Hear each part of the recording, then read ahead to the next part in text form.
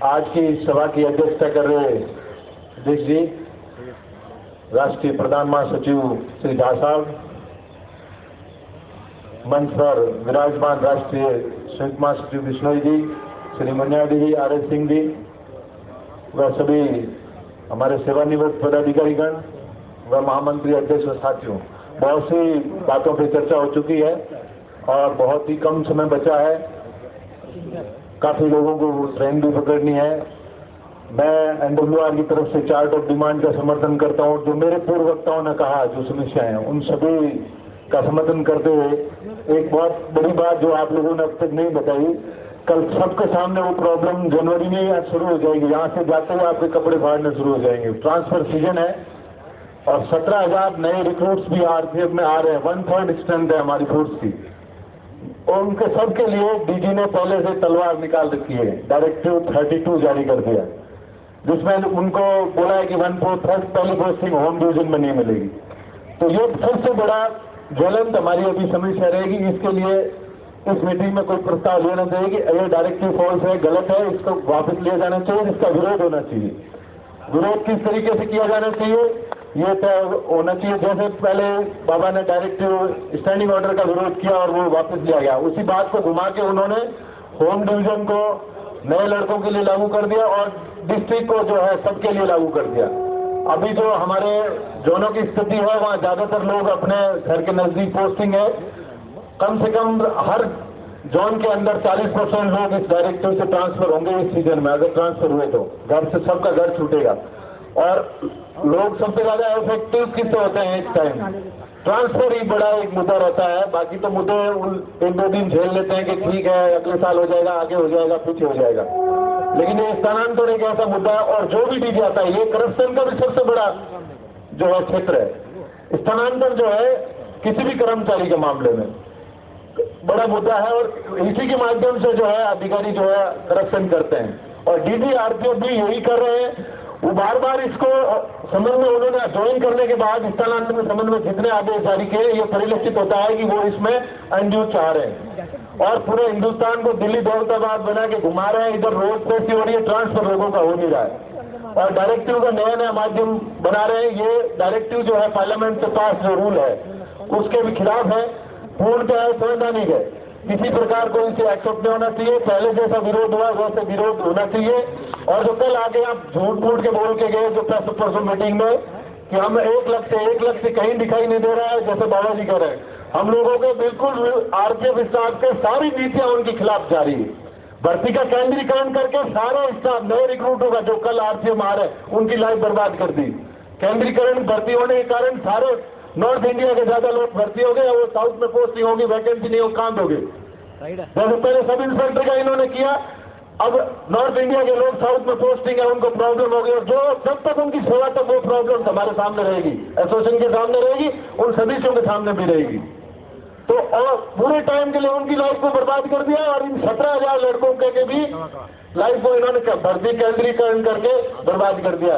केंद्रीकरण के कारण जो है ऑल इंडिया लेवल पे ऑल कारण नॉर्थ इंडिया के लोग इसमें भर्ती हुए हैं।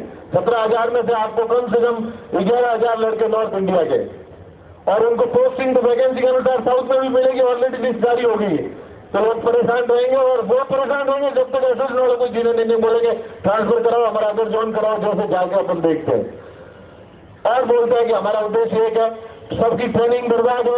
ट्रेनिंग में कहीं के लोग कहाँ और किस तरीके की व्यवस्था की, ये सारा रूल का वॉल्यूशन करके वो काम कर रहे हैं और दिखाते हैं वीडियो कॉन्फ्रेंसिंग करके कि हम बहुत अच्छा कर रहे हैं, हमारा लक्ष्य।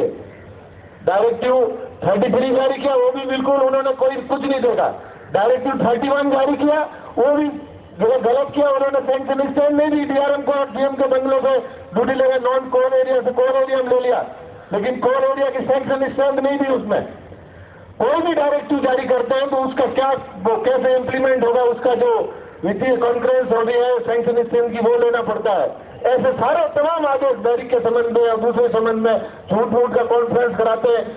कभी जेजेआर अकेडमी में, कभी कहीं जाके बोला हम आज तनाव कम कर रहे हैं, और सो यहाँ भी कह रहे थे कि तनाव कम करने के लिए हम अभियान चला रहे हैं। कौन सा अभियान चला रहे हो? जो एसोसिएशन मीटिंग में जो बातें उठती है और आपके संज्ञान में लाई गई है, एसआईबी भी आपकी रिपोर्ट देती है, उनमें एक में आपने इम्प्लीमेंट नहीं किया।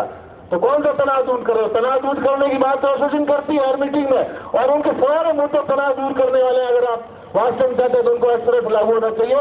लेकिन डीजीआर से उसके आगे लेटर जारी करते हैं बार बार तनाव देने वाले। तो ये दोगली व्यवस्था जो आरपीएफ के डीजीआरपीएफ की चल रही है, वो हम लोगों को बहुत ही असंतोष स्टाफ में बढ़ रहा है। लास्ट तक मैं मेरे जवान की बात कर रहा हूँ कि अभी जो ट्रांसफर हो के जो जनवरी फरवरी में होने वाले उनके लिए मेरे जोन में लोग आक्रोशित है, उनका घर छूटेगा। उनमें जो पार्लियामेंट से होम स्टेशन को लिखा गया कि नजदीक जो स्टेशन है उस होम स्टेशन को उन्होंने डिस्ट्रिक्ट मान लिया है। डिस्ट्रिक्ट से बात ट्रांसफर होने के चक्कर में लोग प्रताड़ित हो रहे हैं, बेचारा अभी से टेंशन में। ऐसा स्टैंडिंग ऑर्डर 10 में भी 110 में भी था, होम डिवीजन का दिया, उसमें भी बहुत से लोग इफेक्ट होने वाले थे। तो इसमें रेलवे को भी लॉस होगा, राजस्व का नुकसान होगा, और बिना बात के स्टाफ को और टेंशन दे रहे हैं। तो ये जो इस प्रकार का जो उन्होंने उनके एक भी आदेश उनके ज्वाइन करने के बाद जो कानूनी रूप से लीगल नहीं है, सारे फोर्स आदेश जारी कर रहे हैं। आज से बाद अगर आपको सदबुद्धि आती है तो एसोसिएशन को विश्वास मिलेगा, एसोसिएशन को जो है सलाह लेकर आप लेटर जारी करें, और जो आपने गलत ऑर्डर किया वो वापस करें, यही मेरा निवेदन है। और ये सबसे बड़ी समस्या अभी हमारे जनवरी फरवरी में स्टाफ के सामने आएगी।